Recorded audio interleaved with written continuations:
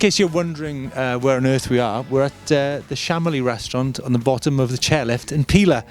In our opening state of play video, we talked about the YT, that there's nothing to change in it in terms of components, and you know what, 6 days later there's still nothing to be changed on this YT Tues. But, and it's a pretty major but, the problem with the YT Tues is there's no XL. Now the thing is, the medium and the large in this bike is pretty much in line with every other manufacturer's medium and large.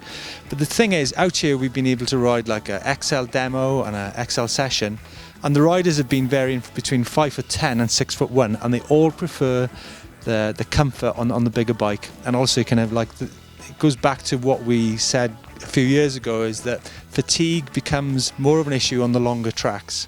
So that's something that YT really need to address in the next couple of years. In the early doors, we said that we had some problems with the air valve on the rear void damper. We sorted it out, it was all good, but you know what, it was always something that was hanging over us all week. You know, we were worried whether that valve was going to play up again. You know, and I certainly, if we were going somewhere to the Alps for like a week or 2 weeks, I'd be looking at taking a spare damper or getting a coil in your bag. That sounds an extravagant thing to say, to have a spare damper, but you know what, this bike is like just over £3,000, and what you got to factor in is like a lot of carbon bikes with this componentry are near £6,000. So you could actually have 5 dampers. You could even throw in a bloody trip to the Alps as well.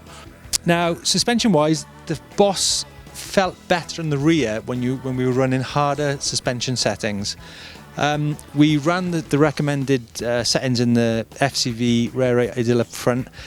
Yeah, not too bad. We find them maybe a little touch on the soft side. As much as I totally love Boss suspension, they do take a lot of setting up, and you need to invest some time into tweaking and fiddling with the dials on it. The stock settings that they sent, yeah, they weren't far off, but I'm definitely going to go a bit stiffer, I think, myself.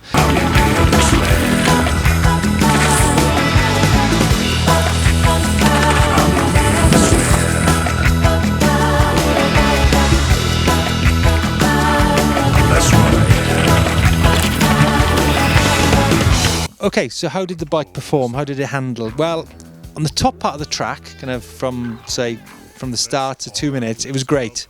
You can move it around, it was fast, the suspension was working, all was good. But once you got past the 2 minute mark, the 3 minute mark, and you got a bit tired and you started going over the front and a bit over the back, the bike really became a bit unsettled. And this was something that certainly wasn't happening on the longer bikes. So yeah, like I said, as good as the suspension is, if you haven't got the chassis size in it, it really does become a problem. It's arguable whether the carbon on the YT is as good as maybe the Specialized S-Works or the Session, but you've got to bear in mind that's a lot more money.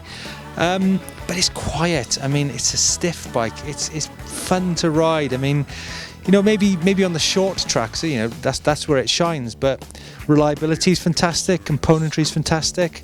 You know, everybody that rode the YT absolutely had a whale of a time. Like I said though, from the start, nothing needs changing on it. Maybe the guides, I'd say the guide code combination is a better break.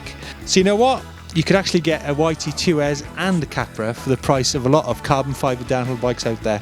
Yeah, so bottom line, yeah, it's still one of the best downhill bikes you can get. And you know what? I hate to keep on going on about it, but you just cannot argue with the price of this bike. Absolutely incredible.